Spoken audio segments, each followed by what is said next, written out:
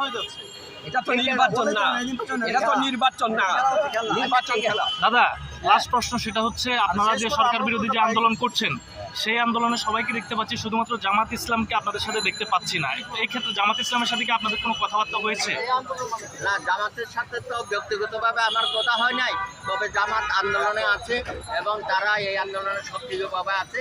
সামনে তারা রাজপথে আরো ভূমিকা রাখবে বলে তারা বলেছে। একটা গুঞ্জন শোনা যাচ্ছে যে 3 তারিখ থেকে জামাত বিএনপি সহ সবাই নাকি মাঠে নামবে, এই গুঞ্জনটা কতটুকু সত্য? মাঠে তো আমরা আছি, এর সাথে আরো শক্তি যোগ হবে, আমরা তো আছি মাঠে। আমার কথা হচ্ছে, আপনারা যে ধরনের আন্দোলন করছেন, এই আন্দোলন তো সরকারকে নামানো যাচ্ছে না, নির্বাচন বন্ধ করা যাচ্ছে, তাহলে এই আন্দোলনটা মানে কি? শুনে জনগণের শক্তির কাছে এই যে স্বৈরাচাররা যে সমস্ত তার নিজস্ব বাহিনী দিয়ে এটাকে দমানোর চেষ্টা করে, সেটা এবার পারবে।